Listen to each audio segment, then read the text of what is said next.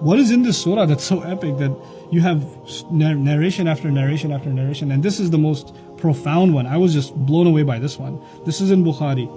عن أسيد بن حضير قال بينما هو يقرأ من الليل سورة البقرة. One night he's reciting Surah al-Baqarah, this Sahabi, Usayd. وفرسه مربوطة عنده, and he's got a horse stable, and his horses are all, they're tied up right in his company. إذ جالت الفرس فسكت فسكتت. All of a sudden his horses started acting up when he was reciting. So he got quiet and the horses calmed down. فقرأ, so he recited recited Baqarah again. فجالت الفرس, the horses started acting up again. فسكت وسكتت الفرس, and so he stopped reciting and the horses calmed down again. He's like, why do I recite Baqarah and these horses go nuts? ثم قرأ, then he recited فجالت الفرس فانصرف. So then the horses started acting up again, and so he left, he moved back.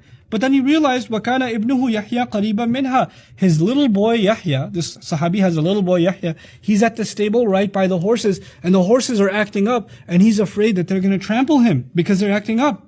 فَأَشْفَقَ أَن تُصِيبَهُ. So he got really scared that they'll strike him. فَلَمَّا اشْتَرَّهُ رَفَعَ رَأْسَهُ إِلَى السَّمَاءِ. So when he pulled his son out, he lifted his head to the sky, and he noticed something in the sky. حتى ما يراها, and he went away until he couldn't see it anymore. So there's two weird things happening. One, the horses are acting funny. He's pulled his kid away. He's looking up and he sees something, and he goes far away until he can't see it anymore. So now he comes. فلما أصبح, then the next morning came. حدث النبي صلى الله عليه وسلم فقال. So he came to talk to the Prophet ﷺ, but the Prophet ﷺ preempted what he was going to say. He said, اقرأ يا ابن حضير, اقرأ يا ابن حضير. Ibn Hudayr, recite. Like the Prophet's telling him, why'd you stop reciting? Like the Prophet already knows, ﷺ, that he's going to tell me about some recitation problem that happened the night before. The Prophet preempts him and says, keep on reciting. So he says, قال فأشفقت يا رسول الله أن تطأ يحيى. I was really scared that they're going to trample over my son Yahya. وكان منها قريبا, and he was really close to them. فرفعت رأسي فانصرفت إليه. So I raised my head and I just ran over to him and grabbed him. فرفعت رأسي إلى السماء. As I was pulling him away from the horses, I looked up to the sky. Now check this out. فإذا مثل الظلة فيها أمثال المصابيح. So I see the likes of what looks like shadows, but they're lamps inside the shadows. I can't describe it. It's kind of weird. They're like shades, but they're like lamps at the same time, descending. فخرجت. So they started leaving, حتى لا أراها, until I couldn't see them anymore. And the Prophet ﷺ says, وَتَدْرِي مَا ذَاك? Do you know what that was? قال لا. He said, no, I don't know. He says, تِلْكَ الْمَلَائِكَةِ دَنَتْ لِصَوْتِكَ.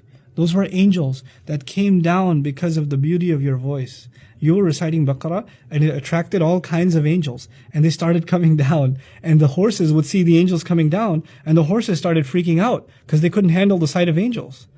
And you looked up and you saw these little beacons of light. Those were actually angels. وَلَوْ قَرَأْتَ لَأَصْبَحْتَ يَنْظُرُ النَّاسِ إِلَيْهَا. And if you had kept on reciting, the angels would have been so attracted that they would have become visible. They left the world of the unseen to join the world of the seen just to enjoy your recitation of Baqarah. That's how much it attracts the angels of Allah. And he says they would have come down so that people could see them. لَا تَتَوَارَى مِنْهُمْ. There would be no barrier left. People would have been able to see the angels because of your recitation. Subhanallah.